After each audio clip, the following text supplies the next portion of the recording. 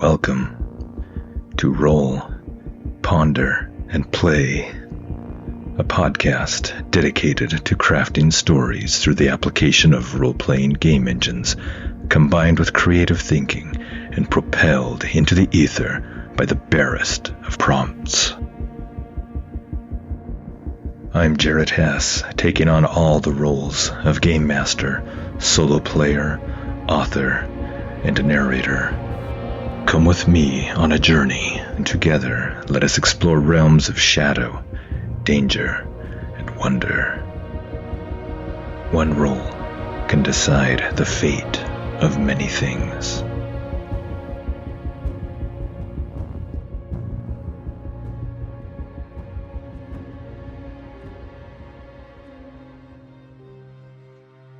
Welcome to episode 26 of the Queen of Shadows podcast on Roll, Ponder, and Play. I'm Jarrett Hess, your friendly neighborhood game master, solo player, author, and narrator. In our previous episode, inside a Greenhome, the above-ground ruined building built for the queens of old, Eilwen hears sounds of fighting above her. Rushing to investigate, she sees Seith's bloody and still form rolling down some stone steps towards her. He's alive but hurt and soon loses consciousness. She proceeds up the stairs and is ambushed by a savage varou who leaps out at her from the shadows. She avoids taking harm and sends 2 arrows into it before sending it to the ground and crushing its neck. After she defeats the varou, she finds a second dead varou lying atop her unconscious brother on the 3rd floor of Greenhome, in a ruined solarium. Eilwen tends to their wounds and brings Aron and Seith back to consciousness. She hears their tale, how they fled into the mists and found this place, and ambushed the varou that had pursued them here. Eilwen shares her own adventures since their parting. While Aron and Seith rest, Eilwen investigates a half-opened stone box that her brother was about to open when they were attacked by the varou. Eilwen opens it and inside finds a smaller iron box, and inside that, a jewel beyond imagination, a sapphire pendant on a silver chain edged in gold. On its reverse side, she sees a Skade rune, the binding rune she uses to call the shadows to her. Its worth is staggering, and she fears what might happen if the others know she has it. She decides to keep it from them for the time being and surreptitiously adds it to her possessions.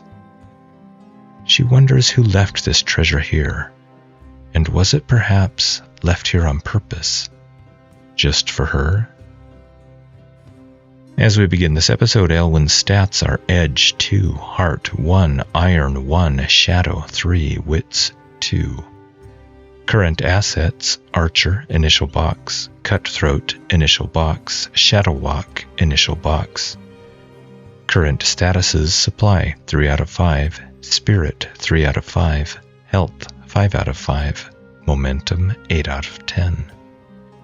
Current abilities: none. Failure track: 4 out of 24. Current unspent XP: 3. And now, on to episode 26 of Queen of Shadows.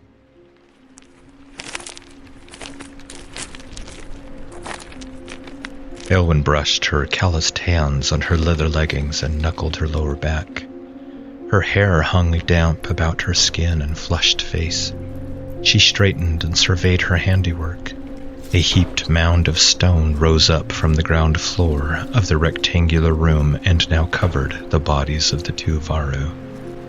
She had dragged their corpses down to the main floor, first the one she had slain on the stairway, and then the one from the 3rd floor out of the solarium that Aron had slain. The afternoon had waned as she had worked. Now, with evening approaching, she felt glad that she had placed the pile of stones and ruined masonry atop their fallen forms, and that the stench from their decaying flesh would be much lessened, and would hopefully not attract any scavengers or beasts. A glimmer of afternoon sunlight fought its way through the trees and shattered windows to partially illuminate the large hall that lay in gloom and ruin. She moved under a fallen pillar, her hands absently tracing the intricate, twisting decorative work etched into the stone. And she moved aside some broken masonry with her foot as she proceeded to the stairs that rose both up to the unexplored second floor and descended down to whatever mysteries the silent earth sheltered beneath. "Time to go to work," she whispered to the desolate tomb that surrounded her, and she began an in-depth search of Greenhome. All right, I'm going to do 2 moves. First, to gather information, and then a resupply move, as she's both searching for information and scavenging for supplies. So gather information first, rolling plus wits. I rolled a 3 on the action dice, plus 2 is a 5 against a 10 and a 7 on the challenge dice for a miss. Drat. On a miss, your investigation unearths a dire threat or reveals an unwelcome truth that undermines your quest. Okay, failure count is 5 out of 24 now. Next up, I will do the resupply move, rolling plus wits. I rolled a 6 on the action dice, plus 2 is an 8. Yay! Against a 5 and a 8 on the challenge dice for a weak hit. I'll spend 2 momentum to increase her supply by 2. Supply is now 5 out of 5, and momentum drops to 6 out of 10. 2 torches later, she had found little to go on. Beneath the audience hall, the stairs descended downward into a cellar and then a prison. Part of the subterranean rooms had caved in, but she did find some usable supplies in a half-buried chest. The contents were wrapped in canvas. A half-quiver of iron-tipped arrows, some bandages, a bundle of torches, a couple of flasks of oil. She added them to her pack and continued her investigation. Broken weapons, scattered shields, rent armor, and withered bones lay scattered about, half disclosed and half concealed under the fallen masonry. The scene told the tale of fierce fighting that had descended into first the cellar, and then even further down to the prison beyond. The prison door lay in a shattered heap, iron manacles twisted from their mountings in the stone. Eilwen frowned and picked up the cold, dark manacles. Or had the fighting possibly originated at the prison cell? She let the manacles drop to the stone with a heavy clink, and the air suddenly felt too stale, too heavy. A sour scent of decay seemed to linger. And was it her imagination, or did the shadows seem to grow and loom in that cell? Her travails in the veiled mountains in Grimstone had shrouded her thoughts, and she held her torch high as she backed away from the cell, suddenly wary. She breathed a relieved sigh when nothing leapt at her out of the darkness, and she eventually returned up the stairs, through the cellar, and to the ground floor. Still, when her gaze passed over the gaping shadows to the cellar and the unseen prison beyond, her skin crawled. Something evil had happened there. What? She did not know. Muttering under her breath, she shoved a half-broken wooden settee down the stairs in front of the ruptured cellar doorway. The obstruction might not offer much protection, but maybe, just maybe, if something were still down there, and it did come out of those shadows, she'd hopefully at least hear it and have some advanced notice.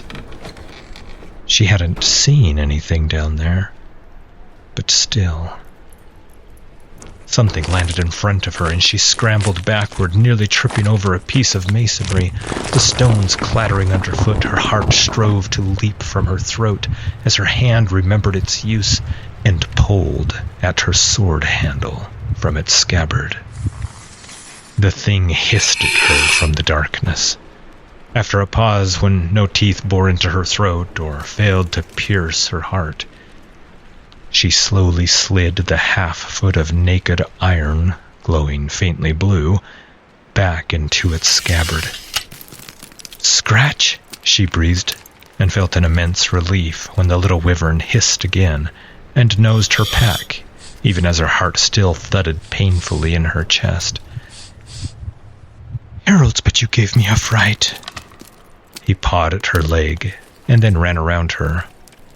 "What? Hungry?" His eyes, dark pools of liquid mystery, looked into hers. She sighed, gave him a smile, and tossed him some more meat. She patted him on the head and then moved up the staircase to investigate the second floor. This level had several living quarters for the royal queen and her retinue. The queen's suite must have been made up largely by a half-circular room that overlooked the now overgrown grounds below. The windows and mirrors were shattered, and the shards of dark glass crunched under her boots. As she moved inside, her torch flaring and popping as she held it aloft, her eyes took in a broken bed, an overturned oak desk cloven in two, a shattered mirror. She moved to a half-cracked bookcase, the scrolls and tomes of otherwise useful knowledge, cut and torn and some with burn marks. Others were swollen with moisture, moldering from the decay wrought by decades upon decades of exposure to the elements. When she went to grab one of the swollen tomes, it crumbled under her lightest touch. In disgust, she shoved at it and felt her hand go through the backside of the crumbling wooden bookcase, and she could not feel the wall on the other side. Perplexed, she pressed on the bookcase from the side, and it moved, as if she were pressing a handcart, a cart with small, squeaky iron wheels that had rusted from decades of disuse through time's incessant passage. Finally it screeched open and revealed a narrow and hidden set of stone steps that curved up into the darkness above. She cautiously ascended the stairs. There, in an undamaged and apparently hidden room, she found a set of scrolls coiled up on a wooden rack. Dare she unroll the scrolls? They were yellowed with age, but the air did seem drier up here. After a close examination, she couldn't see any mold at all on any of the scrolls. She set the torch in a sconce and used some of her oil in a nearby lamp to give some additional light. The chair at the desk creaked as she settled into it. Then she unrolled the scrolls and started reading. Let us ask the oracle if Eilwen can understand and read these scrolls. On a 50-50 chance, I rolled a 10 and got a yes and. Her hands trembled when she realized she could read the angular runes. She traced her finger across the lines and whispered the words out loud as she read. "We thought the heralds couldn't come across the great expanse. We were mostly right. To my knowledge, at least one of them, one of the most cunning, found a way to follow us. How could I know that Nar Shiv had taken on the form of men and continued his hunt of the royal family on this side of the expanse?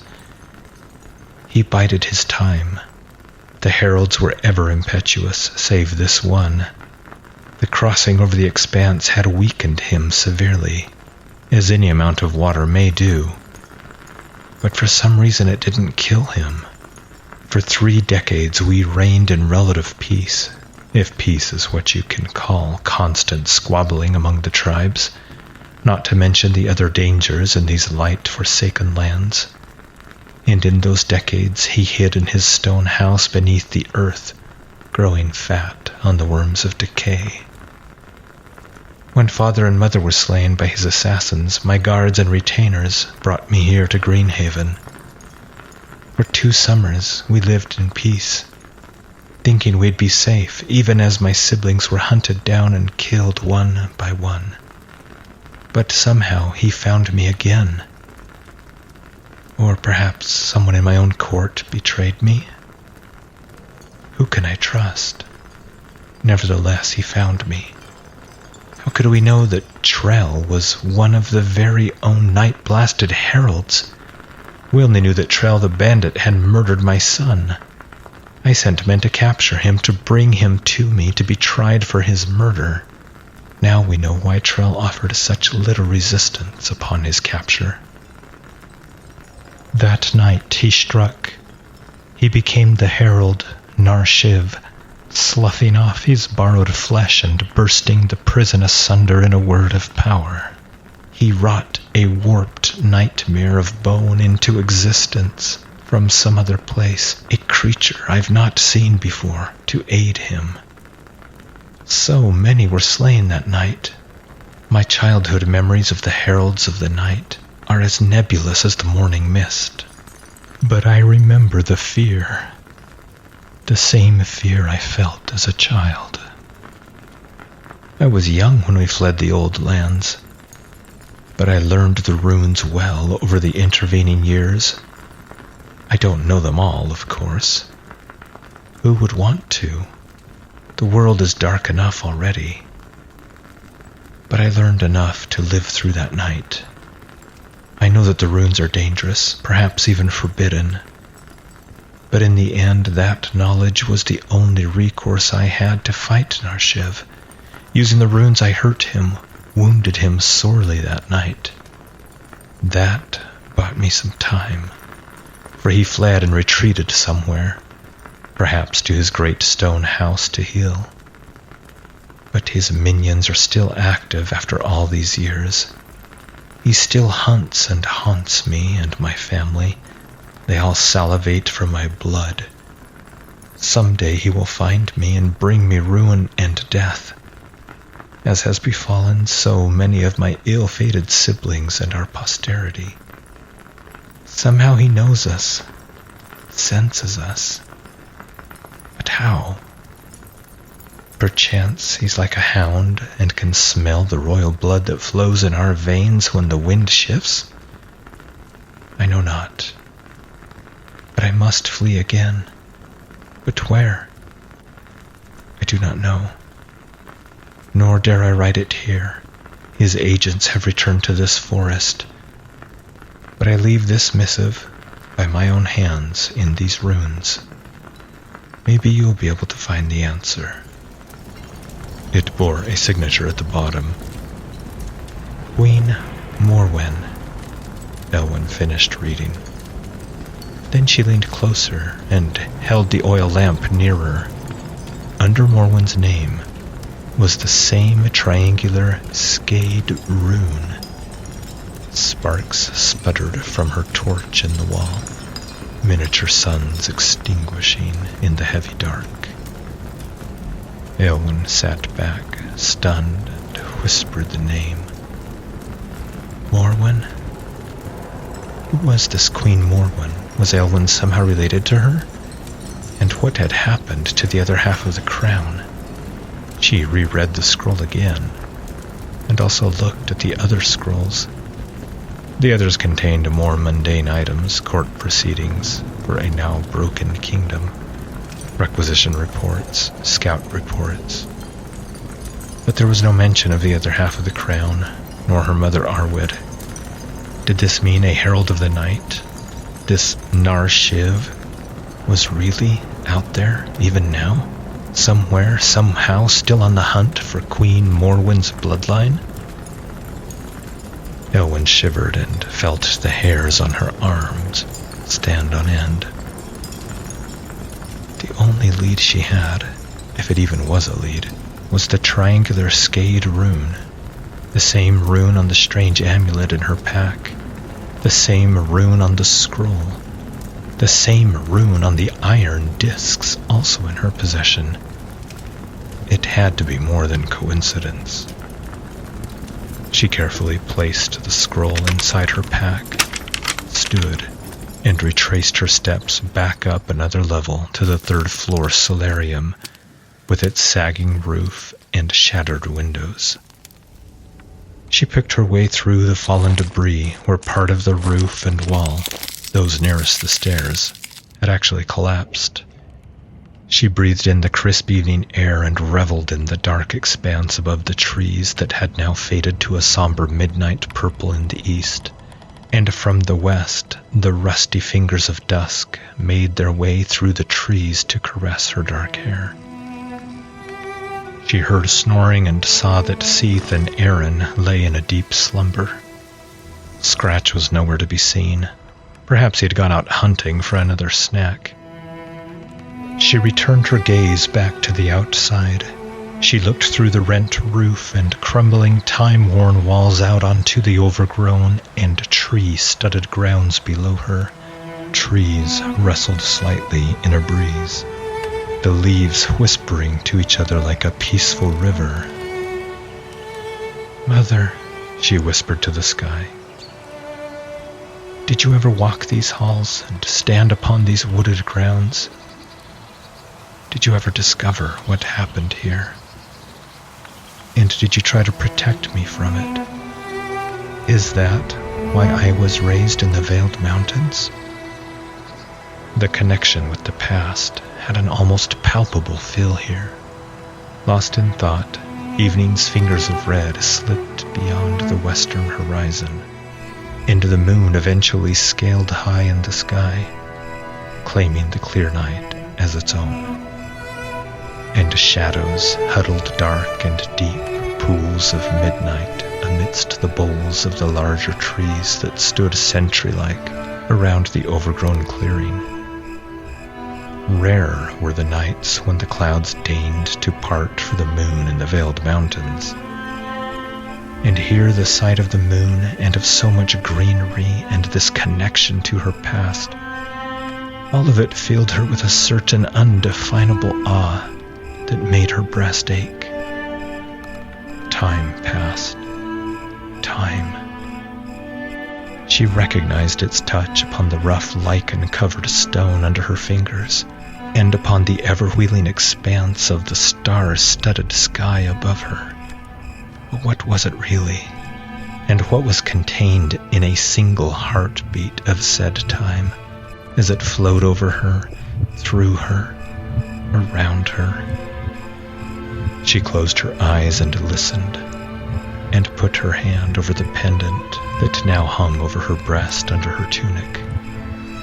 With each thrum, she felt a stirring connection.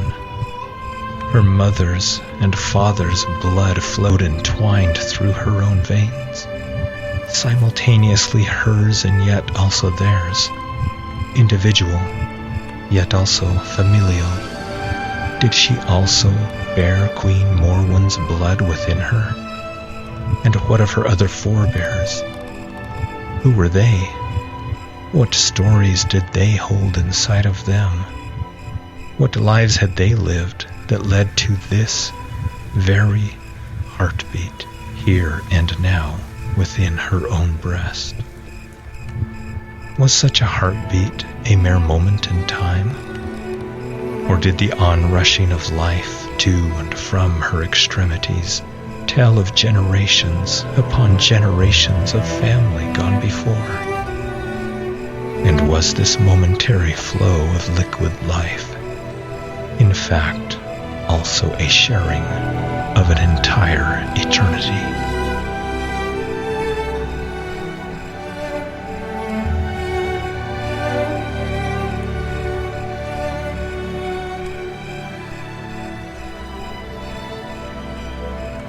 Under time's caressing hand, the shadows deepened and lengthened.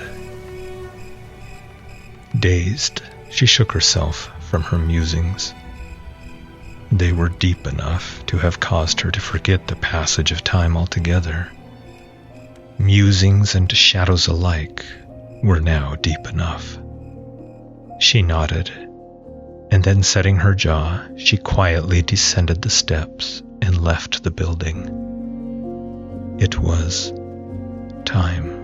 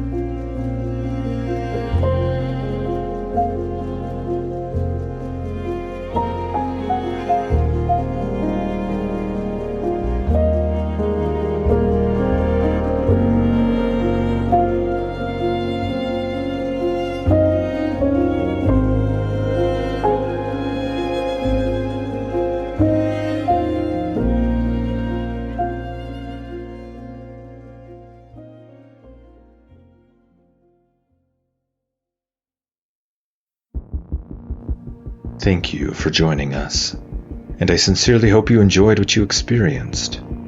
If you would like to support Roll, Ponder, and Play, you can do so in a number of ways.